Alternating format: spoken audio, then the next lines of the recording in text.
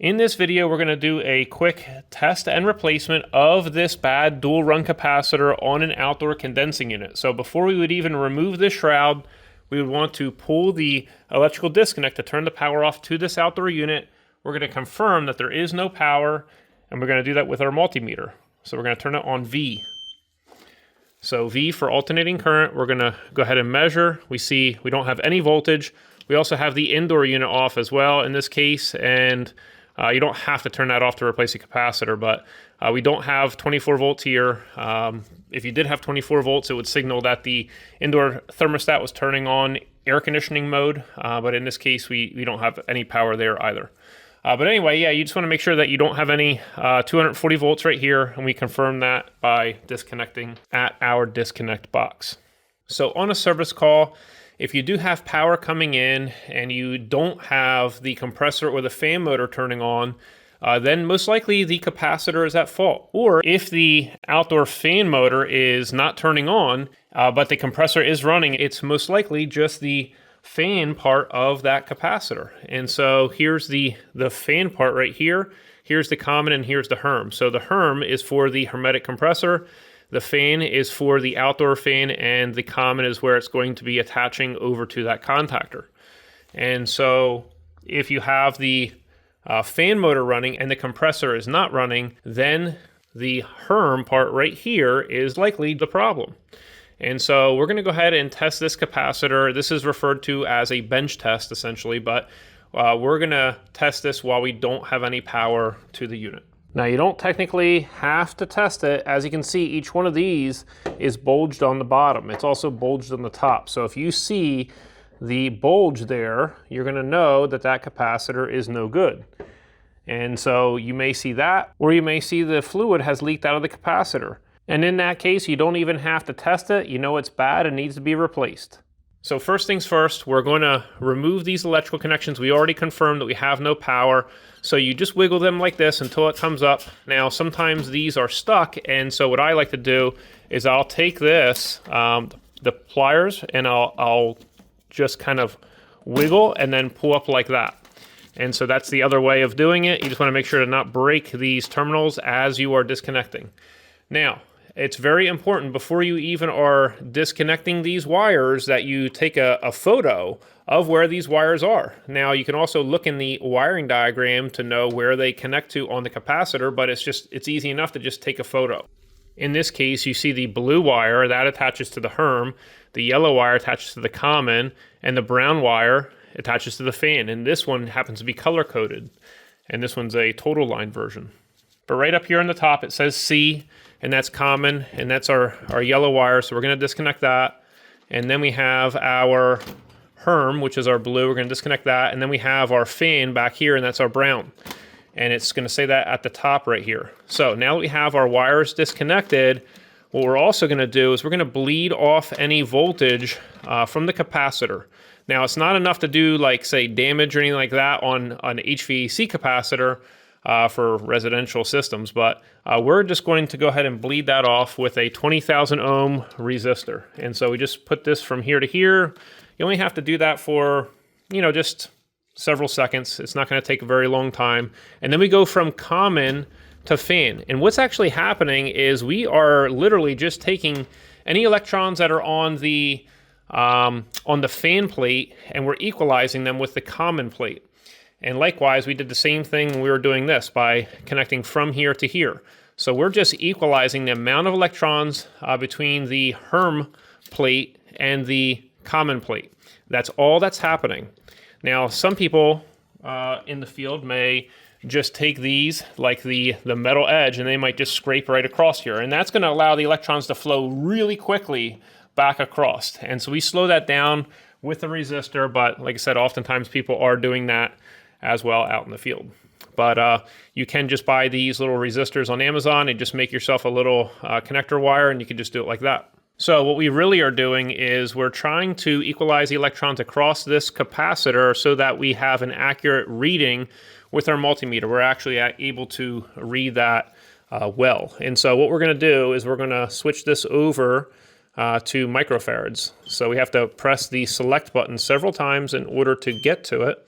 And there we are. So we're going to go ahead and connect this one to right here, and our other one, so one to Herm and one to common. And then we're going to just wait and see what our microfarad reading is. Now, if it says 0.0 and nothing moves, like nothing's happening, then we know that that capacitor is bad. If it has lines across here and it's like reading it, it's taking a while, that just means that you haven't discharged it yet. But now let's go back here to the fan. We see that we're reading 0. So this capacitor is actually bad. So that's why even with the voltage here, we would not have the compressor and the fan motor turning on, because you need this. This is actually basically storing and then releasing energy from the sine wave of the electricity. So it's storing and releasing energy to create what's called an artificial phase of electricity in order to start the compressor motor and start the fan motor, and that artificial phase is going to be allowing electrical power to those motors. It's the most efficient way to get a motor to spin and run, other than going straight to 3-phase electricity, which is obviously the best. All right, so anyway, we see nothing. We don't see anything right here. So that means that that capacitor is bad. So here we have a good capacitor, and we see the common and the Herm, and this one is a 35. So 35 plus 5. And that's what we're going to be replacing this bad capacitor with. So this one says 35 plus 5 at 370 volts. So we're going to replace this bad capacitor with a new capacitor of the exact same microfarad ratings. And so 35 is for the compressor, and 5 microfarads is for the fan motor. And so right now, when we're testing between common and Herm, we read 34.3. And then if we go to the common to fan, we're going to read 5.09. So that's within plus or minus 5%. And in this case, we're good. This is a brand new capacitor. We're going to replace this bad one with a new one.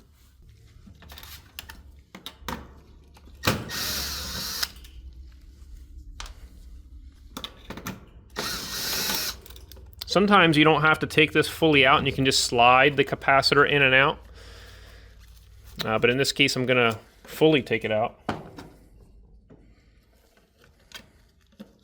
And I always like to have the ratings facing out so the next person can actually see those ratings.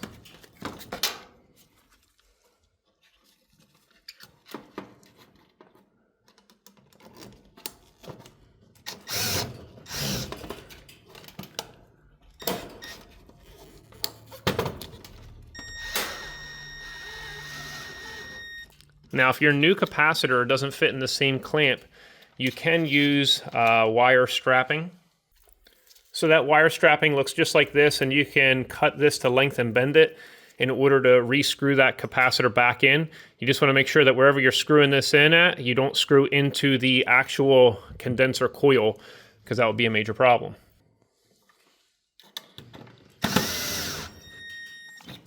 So because this says C, we're going to go ahead and put both of our common wires right in here. Now, the other thing is you need to make sure that these spade connectors are tight. And if they are not tight, you're going to need to recrimp them just like this. You're going to need to tighten it back up again just a little bit right here. And on the other side, you're going to need to kind of smush that down a little bit. And so you don't want to have a loose connection here. That would be a major problem. And so you're going to push that all the way down. Now, some connectors may have overheated, and you may have to crimp on a brand new connector here. We've got our brown wire, that's for our fan. We're going to reconnect that back in. That one was pretty tight, and this one as well. And so all those are snug. The other thing is you might want to take these and zip tie them up. You don't want, say, this wire right here, like this blue wire, you don't want that vibrating over here in between these connections, and that would have a major problem occur. So we want to have all of these wires kind of tucked up out of here. So you could put a zip tie right here, or you could just put a zip tie up here just to kind of hold all of these wires up. So you'd want to fold them up and get them out of the way. So replace the cover, and then go ahead and put the disconnect back in and turn the air conditioning system back on, and just verify that you have both the compressor and fan motor running.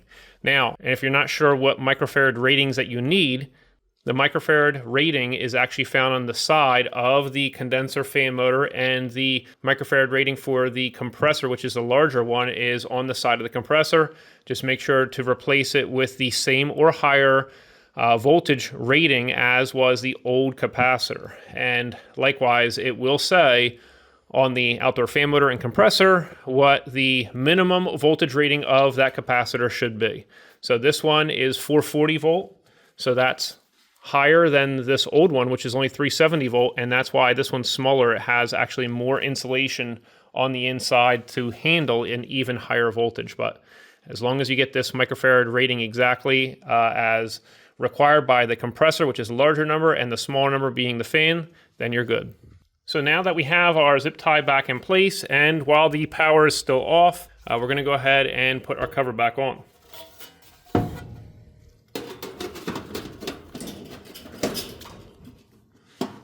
So oftentimes these screws up top don't have to be taken out fully. They're just a tension fit one.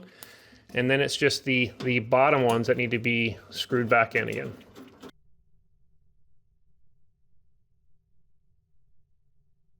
Then we can just verify that we are good. And so you take the disconnect. It's in the on position right now. We set it almost all the way in, and in the last bit we shove it in. Make sure the cover closes, and make sure both the compressor and the fan motor are running. And make sure to join our online HVAC Academy for the entire capacitor course, everything we want you to know about run capacitors, start capacitors, testing, and more. So we also have 105 hours of training with over 40 courses, over 60 certificates that you can earn for the hours of training on this platform. So it's a monthly subscription. You can cancel anytime, and you can join to learn and grow in this field.